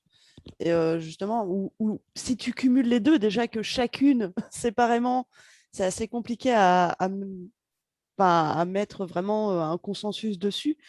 Mais alors même là, est-ce que se couper d'une certaine forme de liberté peut aider à la quête du bonheur, c'est aussi quelque chose qui est... Qui est questionnable. Bah, c'est tout le débat Voilà. sur la vie en société finalement, parce que la vie en société, c'est ça, c'est abandonner de la liberté pour vivre mieux en fait. Mm. En fait, la seule manière d'être libre, ça serait d'être un ermite dans une montagne, quoi. Mais est-ce que tu es plus heureux en faisant ça? Je sais Ben, pas. ça, c'est un peu, c'est le mythe du bon sauvage, en fait, là. Ouais, il y a un peu de Oui, un ça, ouais. Bah, peu. de toute façon, il s'appelle le C'est ça. sauvage, de toute façon. Ouais. Oui, parce que moi, je l'ai appelé John, mais genre, il doit être appelé John pendant genre 4 fois. Et après, c'est le sauvage, avec un S majuscule, mais quand Ouais. même. Donc voilà. Mais je pense qu'on va passer à la chronique de Vestrit, qui sera sûrement beaucoup moins philosophique. Ouais, non, moi, ça parle jeux vidéo, donc MMO, donc c'est pas mal moins philosophique. D'abord, je vais commencer pour nous mettre dans l'ambiance, je vais vous demander c'est quoi vos expériences avec les MMO? Est-ce que vous êtes des joueurs de MMO ou pas vraiment? Non. Moi, j'ai essayé J'ai vite fait, mais j'ai joué à quelques petits MMO vite fait il y a longtemps. OK. Et, et puis quand je dis qu'ils sont petits, c'est que les serveurs n'existent plus. OK. Comme, mettons, Blablaland ou genre des choses comme ça, là. Oui, ce genre de choses. OK, OK. Alors moi, j'ai joué à un MMO RPG qui n'est pas très très connu, qui s'appelle World of Warcraft. Ah oui, Voilà. ce petit jeu indé. qui est un jeu indé. Voilà, doit y avoir 10 joueurs dessus, pas plus. Voilà. Parfait. Moi, j'ai joué un peu quand j'étais jeune à RuneScape, le MMO dont je vais vous parler en ce moment, mais sinon, j'ai joué un petit peu à WoW en free-to-play pour essayer, ou j'ai joué dernièrement, j'ai eu une petite période de Dofus sur téléphone, là, Dofus Touch, qui est une version un peu plus vieille de Dofus. Puis moi, j'ai envie de vous présenter Old School RuneScape aujourd'hui parce que je sais qu'en France, c'est pas vraiment connu comparé à justement WoW, World of Warcraft ou Dofus, là, qui sont, je pense, les deux MMO les plus connus en France, là. Puis, Il y a Final Fantasy qui tire pas mal son épingle du jeu, je ouais, mais pense. Final effectivement, ouais. Fantasy, c'est pas une série de RPG Si, mais le 14 est un MMO. Ok, ouais. Et au Final Fantasy 14, dans le fond, Old School RuneScape en France, c'est pas très connu. Puis c'est le premier MMO auquel j'ai joué quand j'avais 10 ou 11 ans. Puis dans le fond, pour vous mettre dans le contexte, c'est un ami qui m'avait montré ça. Puis on s'était créé un compte à deux, dans le fond, puis on jouait sur le même compte. Puis c'est ça, plusieurs de nos amis dans notre entourage se sont mis à y jouer aussi. Puis c'est vraiment quand j'étais jeune, puis j'ai joué 2 3 ans. Puis après ça, j'ai pu rejouer, tu sais, on a grandi, puis là on a découvert, mettons, League of Legends ou ce genre de choses, puis on jouait plus à des MOBA ou des jeux compétitifs comme ça. Puis je me suis remis en janvier, qui est ce qui fait environ 10 ans plus tard, là, parce que maintenant j'ai 21 ans. Donc 10 ans plus tard, je me suis remis au jeu. Puis le but de ma chronique, en fait, ça va être de vous présenter le jeu, c'est quoi, puis aussi de vous expliquer pourquoi les gens jouent encore 20 ans plus tard à un jeu qui a des graphismes de 2004. Parce qu'effectivement, le jeu existe depuis 2001, ce qui fait 20 ans cette année. Puis il y a eu un petit événement dans le jeu justement pour les 20 ans. Puis j'avais envie de vous en parler aussi parce que c'est très très différent des MMO classiques, là. En tout cas de ceux que je connais. Puis dans la plupart des MMO, je vais vous expliquer un peu comment le jeu fonctionne comparé aux MMO classiques. Parce que dans les MMO classiques, d'habitude, on choisit une classe, puis selon la classe qu'on choisit, on a un certain type de gameplay avec des sorts prédéfinis qu'on débloque. Par exemple, dans WoW, je pense que tu peux choisir, mettons chasseur, paladin, druide, puis tu as les sorts de cette classe-là. Comme Oui, dans. absolument. Le paladin druide, c'est vraiment le package de C'est base. ça, puis tu peux pas faire, mettons, tu peux pas genre prendre des sorts, mettons, d'une autre classe ou des choses comme ça. Puis dans Dofus, c'est aussi ça, tu choisis ta classe, puis tu as le gameplay de cette classe-là. Puis plus on monte de niveau, plus on débloque les sorts de notre classe, puis plus les sorts qu'on a déjà deviennent forts, en fait. Puis dans RuneScape, c'est pas du tout ça. Dans le fond, c'est que tu as des compétences, tu as 23 compétences dans le jeu. Puis quand tu commences le jeu, tes compétences sont toutes level 1. Niveau 1, dans le fond. Puis tu peux les 23 compétences, tu peux les monter jusqu'au niveau 99. Puis des compétences, ça te sert pour le combat, mais pas juste. Tu as des compétences comme pêche, cuisine, Feu de camp, c'est juste en fait, tu fais des feux, là. Ça sert pas à grand-chose dans le jeu. Ça sert à quelques affaires, mais pas à grand-chose. Puis c'est ça, tu peux les monter quand tu les montes jusqu'au niveau 99, ça prend quand même du temps. Par exemple, parce que c'est un jeu qui est beaucoup axé sur le grind. Dans le fond, c'est mettons, tu passes des heures vraiment intensément à, mettons, faire une chose pour augmenter cette chose-là. Puis c'est quand même vraiment long. Par exemple, pour la compétence qui prend le moins de temps à monter 99 dans le jeu, c'est comme 7 heures de jeu. Puis, mettons, les compétences qui prennent le plus de temps, c'est à peu près, mettons, 230, 250 heures de jeu juste pour monter une compétence au niveau maximum, là. Juste pour vous donner une idée. Puis la moyenne, c'est à peu près comme 100 heures, 130 heures, je crois, là, la plupart des compétences. Mais il y en a qui c'est plus long, puis il y en a qui sont c'est plus rapide. Puis aussi, c'est vraiment différent des autres MMO parce que le combat, ça fait partie de ces compétences-là. Dans le fond, tu as 3 styles de combat qui est mêlée, magie et distance. Puis si tu veux faire la plupart du contenu du jeu, comme des boss ou des raids avec tes amis, mais tu dois les monter les 3. Parce que tu peux pas juste en monter un, puis sinon tu ne seras pas capable de faire la plupart du contenu, puis le contenu qui est vraiment le fun à haut niveau ou ce genre de choses-là. Puis ce qui est vraiment particulier avec RuneScape, c'est que, mettons, tu es vraiment libre de faire ce que tu veux. Il y a des gens qui font pas du tout de combat dans le jeu, puis qu'eux autres, c'est un peu mon cas. Moi, je préfère juste augmenter mes compétences, puis juste essayer d'avoir un 99, c'est quand même déjà un très gros objectif dans le jeu, là. Puis c'est ça, tu peux faire ce que tu veux. Puis dans la plupart des autres MMO, comme tu as des séries de quêtes que tu dois suivre comme pour progresser dans le jeu. Mettons, souvent tu débutes dans une certaine zone, puis tu n'as pas le choix de faire des quêtes comme pour sortir de cette zone-là ou des choses comme ça. Ou mettons, si tu veux, tu dois suivre une série de quêtes principales si tu veux débloquer tel endroit ou des choses comme ça. Mais dans RuneScape, les quêtes, c'est pas du tout obligatoire. Puis tu dois en faire parce que tu dois en faire justement parce que, mettons, il y a certains équipements ou certaines zones que tu ne pourras pas y avoir accès. Mais souvent, ces zones-là, mettons, c'est pas, c'est juste, ça t'apporte, mettons, je sais pas comment l'expliquer, mais C'est un ça, bonus, quoi. ouais, c'est un bonus, mais ça peut être peut-être utile pour monter cette compétence-là de manière efficace. Mais si tu l'as pas, tu as toujours d'autres moyens de t'en sortir, admettons, là.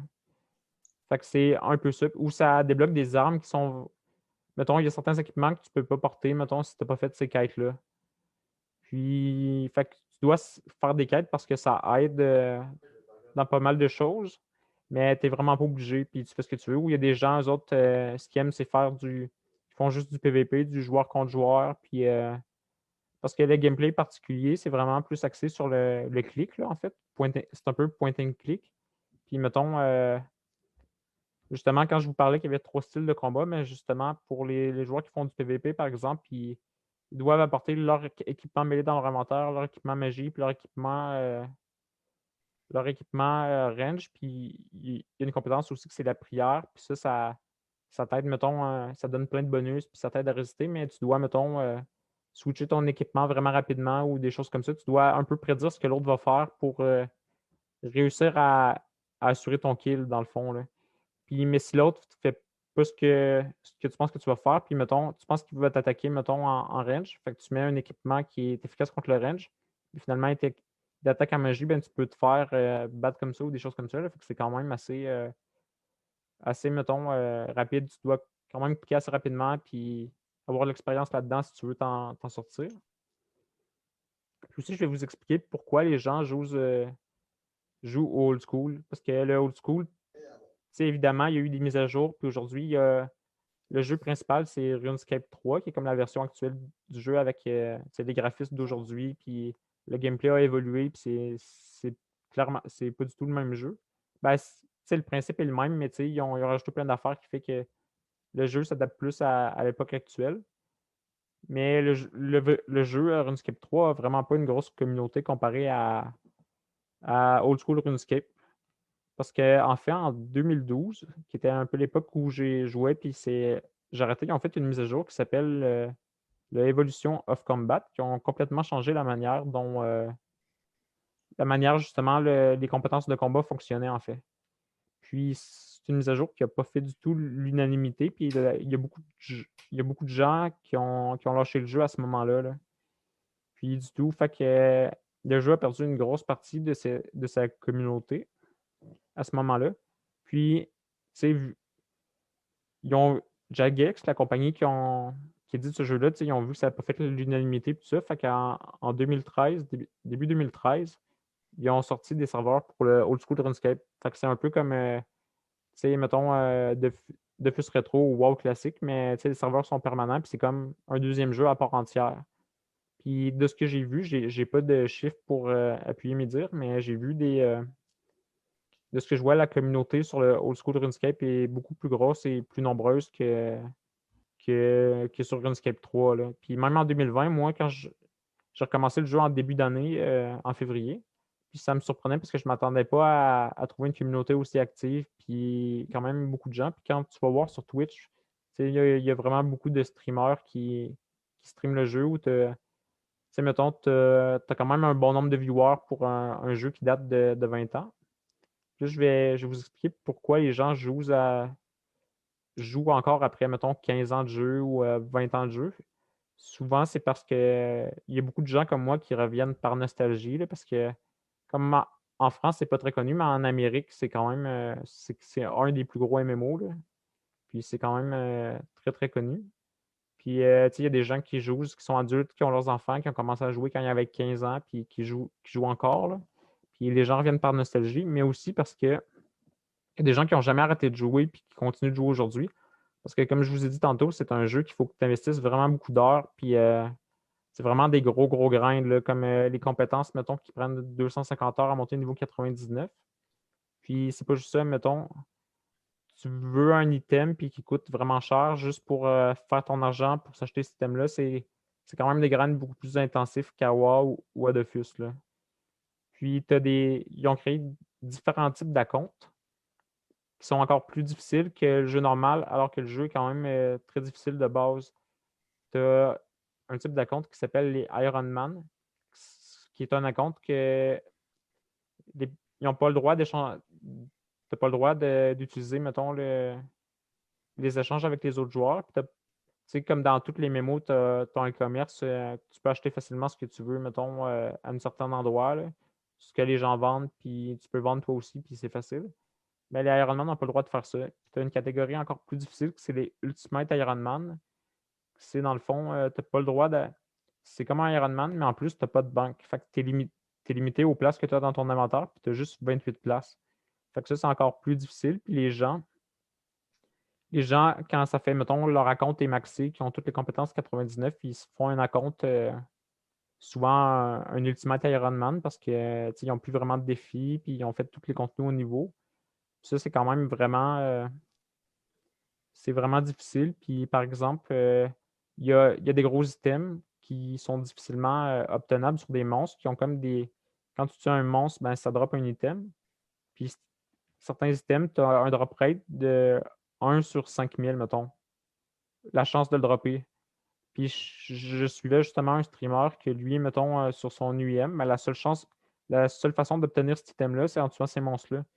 Puis il a fait 11 000 kills de ces monstres-là pour l'avoir. Puis c'est quand même des monstres difficiles à tuer. Puis comme c'est un Ultimate Iron Man, il ne peut pas aller juste chercher son équipement dans sa banque à chaque fois. Faut juste qu'il se prépare pour aller en tuer, mettons, 50. Puis c'est ça. En fait, c'est ça la présentation. Ben, t'as peu. Fait que c'est pour ça que c'est difficile. Puis c'est hardcore comme jeu. Puis aussi la communauté, je trouve que c'est le jeu sur lequel la communauté est la plus motivée à faire à retourner le jeu dans tous les sens, genre, puis à trouver des modes de jeu encore plus difficiles pour se compliquer la vie, puis ou à passer à se fixer des objectifs tellement élevés qui paraissent quasiment inatteignables. Là. C'est fou, là. Il y a des gens, genre, qui, sur YouTube, là, tu as des chaînes YouTube, des gens qui sortent tout le temps des nouveaux concepts tu sais, ils se mettent des bâtons dans les roues eux-mêmes pour avoir plus de défis ou des choses comme ça, là. Puis, dernière chose que j'ajouterais, c'est que, par exemple, quand je vous dis que c'est un gros jeu, il y a une vidéo justement sur YouTube qui s'appelle Pourquoi 7000 heures sur un compte à RuneScape n'est pas assez. Là. Fait que, et voilà, c'est pas mal ce qui conclut ma présentation du jeu. D'accord. Alors moi, ça me donne pas envie du tout, du coup. Ouais, non. Mais Mais moi, moi, par contre, je trouve ça intéressant, là, ce que tu as parlé aussi, la recherche de la nostalgie, de la complexification, on va dire, du jeu. Mais il y a qu'à voir, par exemple, ou même chez WoW, justement, World of Warcraft, où ils ont été obligés de ressortir WoW classique. oui, Oui. c'est ça. Puis aussi, euh, à force des mises à jour, justement, le jeu est devenu de plus en plus facile. Puis c'est pour ça qu'ils ont sorti le old school. Puis justement, sur le old school, il y a des. Ils sont très à l'écoute de leur communauté parce que, mettons, quand tu vas à une banque, il y a tout le temps un endroit où tu peux cliquer. Ça t'indique, mettons, tu peux voter pour les prochaines mises à jour. Mettons, est-ce que si on ajoute ça, vous êtes d'accord? Puis selon, mettons, l'option qui a le plus de votes, ils décident de ne pas l'ajouter ou l'ajouter. Puis, par exemple, récemment, mettons, les boss les plus difficiles du jeu. Puis oui, c'est très difficile, mais quand ça te donne quelque chose, tu sais, c'est vraiment une grosse récompense qui est à la mesure du temps que tu as investi dessus. Là. Je sais pas si tu comprends. Mettons, moi, j'ai fait des gros grains, mettons, qui m'ont pris au moins, mettons, 3-4 jours de jeu. Puis c'était difficile, mais après, mettons, ce que j'ai débloqué avec ça, ça me facilite. Tu sais, c'est un gros upgrade, là. Ça me facilite énormément le jeu après ça. Mais après ça, tu as encore d'autres choses à grind d'encore plus gros parce que tu te dis, j'ai grind ça, puis ça me facilite le jeu, mais c'est juste le début, là. Fait que, tu sais, c'est un peu un jeu à durée de vie infinie. Puis, tu sais, justement, il demande à la communauté dans la prochaine mise à jour, est-ce que si on ajoute un mode facile à ce boss-là, est-ce que vous êtes d'accord? Puis c'est ça, justement, je suis sur des serveurs Discord où les gens disent votez tout non parce que sinon le jeu va devenir trop facile, alors que même si ajoute un mode facile au boss, ça va quand même rester difficile. Là. Fait que, ouais, c'est pas mal ça qui fait Oui, en le fait, les tour. gens cherchent pas mal la performance, quoi. Ouais, c'est ça. Puis moi, ça m'impressionne à quel point les gens sont vraiment motivés et craqués à ce jeu-là. Là. Fait que, et voilà, c'est pas mal ce qui conclut ma présentation. Alors moi, j'ai une question quand même. Il y a un truc Oui. que j'ai pas très bien compris. Tu disais que qu'on n'est pas obligé de faire les quêtes dans ce jeu. Mais du coup, tu fais quoi si tu fais pas les quêtes? Enfin, Là, tu peux juste monter ton combat, par exemple, ou aller faire du PVP, ou tu peux juste monter tes compétences, essayer d'avoir tes compétences niveau maximum ou des choses comme ça. Mais les quêtes, c'est sûr que, mettons, si tu veux progresser dans le jeu, certaines quêtes c'est comme un passage obligatoire parce que sinon, tu n'es pas obligé, mais tu débloqueras jamais, mettons, cet équipement-là qui va te permettre de genre progresser puis aller tuer des monstres plus haut niveau ou des choses comme ça, là. d'accord. Mais du coup, il y a quand même une trame narrative ou pas dans. Ben, il y a du lore pour chaque quête, mais c'est souvent, mettons, une série de quêtes qui est comme. L'univers est quand même développé, là, mais tu sais, les quêtes sont quand même très, très longues, puis il y a beaucoup de texte, fait que moi, je skip tout le texte. Mais il y a du lore pour chaque série de quêtes. Mettons, il y a des régions comme c'est la compagnie qui a développé le jeu est britannique, fait que, il y a une région dans le jeu qui s'appelle Camelot, là, puis tu avais une série de quêtes où que. Par exemple, il fallait que, mettons, dans le château à Camelot, il fallait que je libère Merlin d'un cristal ou après, il fallait que j'aille chercher Excalibur pour le roi Arthur. Puis, mettons, selon les différentes régions du jeu, tu sais, il y a différents lores pour les quêtes et tout ça. Puis justement, les quêtes, ça aussi, mettons, faire toutes les quêtes du jeu, là, ça, c'est aussi un très gros objectif parce qu'il y en a énormément. Puis, t'as une récompense quand tu as fait toutes les quêtes du jeu. Parce que, mettons, quand tu as une compétence 99, tu as ce que tu appelles une skill cape, que c'est une cape que tu mets, puis ça montre que tu as maxé ta compétence niveau 99, mais tu as aussi une cape pour quand tu as réussi à faire toutes les quêtes. Là. Tu sais, ça ne te donne pas de bonus, c'est juste pour montrer un peu. C'est du flex, là, en gros, là, mais c'est. Parce qu'il y a certaines quêtes qui sont vraiment très difficiles, là, puis il y en a énormément. Puis aussi dans le jeu, tu sais, comme dans tous les mémos, tu as un journal de quête, mais mettons, il t'indique qu'il faut que tu ailles faire ça, ça, ça.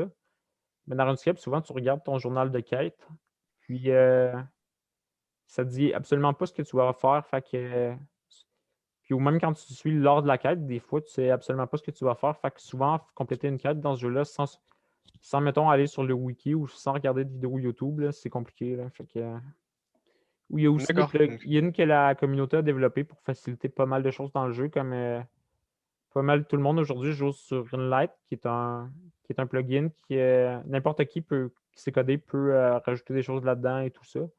Puis ça facilite quand même pas mal le jeu sur certaines choses. Comme par exemple, tu as une compétence c'est un exemple, là, mais tu en as beaucoup d'autres, qui est, mettons, en anglais, c'est farming, mais c'est agriculture. C'est juste tu plantes des arbres, tu plantes des fleurs, ou des arbres à fruits, puis ça donne des fruits. Puis, tu sais, c'est comme, mettons, vous avez sûrement déjà joué à des jeux où c'est comme, tu as un village, tu plantes des choses, puis après tant d'heures, mettons, tu peux aller le Ouais, c'est récolter. un simulateur de Mais ferme, quoi. c'est ça, mais dans cette compétence-là, c'est ça. Mais tu sais, dans le jeu de base, tu sais pas comment ça prend de temps exactement que ton arbre soit prêt. Tu sais, ils te le disent pas. Fait que, mettons, dans Rimlight, tu as un plugin c'est juste ton. Tu sais, ça te dit quand tes trucs vont être prêts, là, puis tu as plein de choses comme ça. Ou dans, ou dans RuneScape aussi, mettons, dans la plupart des mémos, tes quêtes, c'est souvent aller tuer, mettons, un certain nombre de monstres ou pas. Mais dans RuneScape, les quêtes, t'as jamais. Ben, tu sais, il faut que tu tues des boss à la fin des quêtes. Mais ils ne te demanderont jamais d'aller tuer un certain nombre de monstres parce que c'est une compétence à part entière. Selon ton niveau de combat, tu peux aller voir quelqu'un. Puis il va te donner une tâche. Ça va être tuer, mettons, 150 monstres de ce type-là. Puis après, tu vas tuer ces 100 monstres-là. Ça te donne de l'expérience. Puis après, tu vas le revoir, puis il va te donner une autre tâche. Puis c'est juste une compétence à part entière. Puis tu peux avoir des récompenses liées à ça. Puis voilà. D'accord. Donc on va dire que c'est un jeu assez complexe où les gens aiment bien la difficulté. Ouais, c'est ça. Ouais, ça a l'air assez En résumé. atypique. Ouais, c'est ça. Puis C'est un peu le Dark Souls du MMO, on va dire. ouais, un peu. Ok, bah très bien. Bah, du coup, je pense que ça conclut la partie chronique, à moins que vous ayez des choses à rajouter. Non, c'était très bien. Ouais, Ok. non, moi, j'ai rien à rajouter non plus. Bah, très bien. Du coup, on va passer à la dernière partie de l'émission, qui est la partie reco, où on va juste vous parler vraiment super rapidement de trucs qu'on aime bien et qu'on aimerait faire connaître, euh, faire connaître un peu plus. Du coup, Irisi, si tu peux commencer. Oui, donc bah moi je vous recommande Rue Farfadet de Raphaël Albert. C'est en gros c'est un mélange de fantasy et de policier. Ça se passe dans un Paris d'un univers parallèle, je dirais ça. Du coup, la ville est appelée Paname, les quartiers c'est les mêmes, etc. Sauf qu'ils sont pas exactement le même nom. Et c'est un monde du coup où il y a des créatures de fantasy qui y vivent, etc. Donc il y a des humains, des elfes, des nains, etc. Et on va suivre l'histoire de Sylvain, qui est un elfe, ou Sylvquin, j'ai un doute, bref, qui est un elfe, et il est détective privé. Et en gros, il est sur une affaire de mœurs. En gros, madame pense que monsieur le trompe, et il va se retrouver impliqué dans des affaires encore plus grosses, des complots, etc. Donc, l'histoire en elle-même est sympa, et apparemment, c'est toute une série, mais c'est une série plutôt comme les enquêtes, les séries d'enquêtes policières, par exemple les Hercule Poirot, prenons un exemple classique, où toutes les enquêtes sont indépendantes, mais peut y avoir un fil rouge entre les différentes enquêtes qui n'est pas très important. Voilà. D'accord, ouais, ça a l'air sympa en fait. Faudrait que je regarde. Ouais, puis juste le titre me donne super envie, là, aussi. Ça fait penser un peu à comment ça s'appelle, à Carnival Row qui était sorti sur Amazon Prime il y a 1 ou 2 ans, je sais plus. Où pareil, c'était une espèce d'enquête policière dans une rue où il y avait. Là, c'était plus des faits, je crois. Bah là, en l'occurrence, la rue Farfadet, c'est là où il habite, mais après, il y a des faits partout. D'accord. Ok. D'accord. Bon, on va passer à Vestri, si tu veux bien. Ben moi, récemment, j'ai regardé la saison 1 de Fire Force. Puis j'ai regardé 2-3 épisodes de la saison 2, qui est un manga écrit par le même. Ben, c'est adapté du manga du même nom et c'est écrit par le même auteur que Soul Eater, qui est un manga que j'avais lu il y a quelques années, que j'avais adoré, Soul Eater. Mais Fire Force, je sais pas, le pitch de base me tentait pas trop et tout ça. Puis il y a un ami qui me dit c'est vraiment bien. Fait que finalement, je me suis décidé à regarder, puis j'ai quand même beaucoup aimé. Dans le fond, ça se passe dans un univers où je me souviens plus exactement du nom, mais il y a eu un grand cataclysme. Puis maintenant, les humains peuvent prendre feu instantanément comme ça. Puis ils deviennent comme des genres de démons enflammés, là. Puis ils appellent ça la combustion spontanée. Puis quand quelqu'un brûle comme ça devient une torche humaine. Puis tu as des brigades de pompiers qui sont chargés, mettons, d'éteindre les incendies, mais aussi juste de comme se charger des torches humaines. Puis ces pompiers-là aussi ont des pouvoirs avec, mettons, ont certains pouvoirs qui sont tous en lien avec le feu. Par exemple, le personnage principal, lui, peut générer des flammes de ses pieds, par exemple.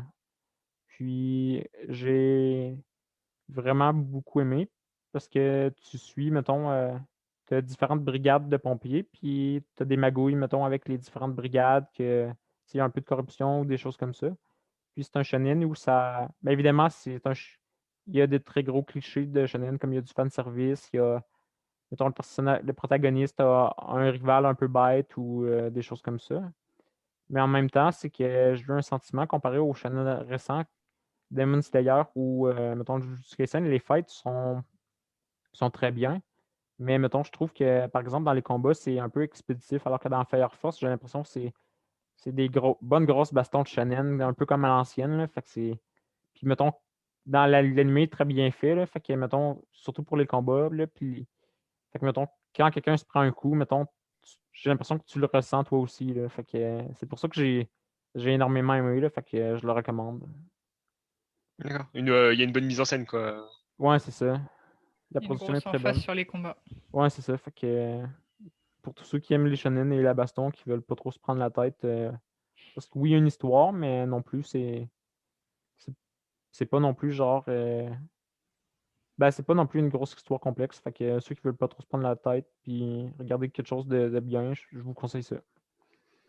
D'accord. Ouais, bah moi je note, parce que j'aime bien les shonen. Donc voilà. D'ailleurs, je vais vous parler d'un shonen. Alors moi en ce moment, je suis l'animé Dragon Quest, qui en est à son 37 ou 38e épisode, je ne me souviens plus. Et donc là, il y a un arc qui vient à peu près de se terminer, quoi, ou qui se terminera à l'épisode prochain ou celui encore après, qui était vraiment très très bon. Donc j'en profite pour recommander, quoi. Donc Dragon Quest, normalement, à peu près tout le monde connaît la série de JRPG. Donc en fait, c'est un animé adapté du manga euh, qui est sorti, je sais pas trop quand, mais ça date quand même pas mal. Enfin, ça va être années 90, je pense, qui a dû servir, à mon avis, de pub pour les jeux, je pense. Ça doit être un produit dérivé, hein. Donc, c'est dessiné par Akira Toriyama, l'auteur de Dragon Ball. Donc, qui a fait tous les chara design aussi de la saga, de la saga ouais, de Dragon Quest. Donc, les jeux et aussi forcément l'animé, quoi. Donc dans l'anime, on va retrouver un peu tout le bestiaire qu'on a dans les jeux. Donc pour quelqu'un qui a un peu l'habitude d'y jouer, c'est assez rigolo de spotter les différents monstres, quoi. Et donc dans cet animé, on va suivre Dai, qui est un enfant qui vit sur une île peuplée de monstres qui sont gentils. Donc il a été élevé par ces monstres-là. Et un beau jour, il y a un ancien héros, donc héros au sens de la série, hein, donc des jeux, c'est-à-dire le personnage principal qui monte son équipe pour affronter le grand méchant. Donc il y a l'ancien héros qui va débarquer sur son île pour venir le chercher, et, lui apprendre que le mal revient, etc. Donc l'ancien héros va se sacrifier pour sauver la nouvelle génération du méchant. Et donc ensuite, de manière ultra classique, Dai va partir aller de ville en ville avec ses compagnons, qui va recruter au fur et à mesure pour défoncer les différents généraux du grand méchant. Donc il va monter en force, en compétences, les alliés vont progresser également. Voilà, et donc à chaque général, il y aura un gros combat et une petite histoire qui sera développée autour de ce personnage. Et donc c'est super bien. C'est à la fois assez classique, dans le sens où c'est une vieille série, donc enfin le nouvel animé c'est un remake en fait de l'ancienne série, donc c'est quelque chose qui date quoi. Et on retrouve tous les tropes en fait du JRPG. Donc dans sa structure et la manière dont ça progresse, c'est assez classique, hein. Donc c'est vraiment on va de ville en ville et on progresse à chaque fois quoi. Mais dans l'écriture et dans la manière dont ça va présenter les différents méchants, etc., il y a toujours quelque chose de cool, un petit twist ou vraiment une histoire pas forcément super profond, mais un petit peu touchant.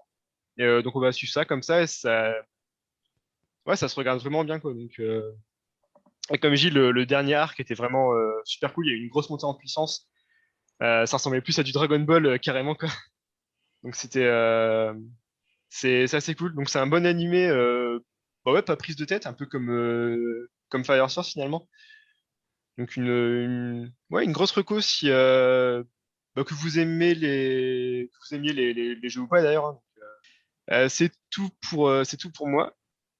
Saimet, tu veux présenter un truc ou tu veux rester dans ton camion de sel Non, je pense que je vais essayer d'éviter de rester trop dans mon camion de sel, mais alors ça serait, on va dire que ça serait une vieille roco, parce que je pense que c'est pas assez connu. Je voulais parler vite fait rapidement de The Prodigies, donc qui est un film d'animation principalement français. Donc Ah, pour une fois, voilà, Cocorico. Cocorico. Et donc, The Prodigy, c'est donc de la SF. Et c'est un film d'animation qui est adapté de La Nuit des Enfants Rois de Bernard Lantéric, qui est paru en 1981. Voilà, et qui raconte l'histoire de Jimbo Farrar, qui est un informaticien, qui est peut-être l'informaticien le plus doué au monde et qui recherche des enfants prodiges. Voilà. Ces enfants prodiges, il arrive à déjà à les trouver et à les réunir. Et ils se font agresser à Central Park, parce que ça ne se passe pas en France par contre. Et donc on suit en gros leur histoire de vengeance. Voilà. Ça a l'air Qui dit sympa. animation ne veut pas dire enfant, et donc effectivement, Oui. voilà, n'est-ce pas? Et donc, au niveau de la télé, c'est 16+. Ah oui, donc c'est comme Et il y a des pour images les qui grands sont quoi. vraiment, qui ne sont pas, par exemple, il n'y a pas de nudité en soi, mais c'est très violent. La manière d'animer, les couleurs choisies sont assez violentes quand même pour l'esprit, je pense. Donc voilà, mais c'est vraiment une histoire incroyable. L'animation est géniale. Alors, c'est pas une magnifique animation type DreamWorks ou ce genre de choses, mais ça reste vraiment très puissant visuellement. Voilà. D'accord. Eh bien merci. Voilà, du coup on arrive à la fin de ce premier épisode. Est-ce que vous avez un truc à ajouter? Non, pas spécialement. Non, rien à ajouter. Non plus. À part peut-être félicitations à tout le monde pour ce premier épisode. Ah ouais, merci à vous, hein. C'est super cool d'avoir fait ça. Eh bien voilà, du coup je vous souhaite à tous une bonne soirée, donc à la fois à mes camarades qui sont venus faire ce podcast avec moi et aux éditeurs et auditrices qui nous écoutent. Salut, des bisous. Au revoir. Au Au revoir. revoir.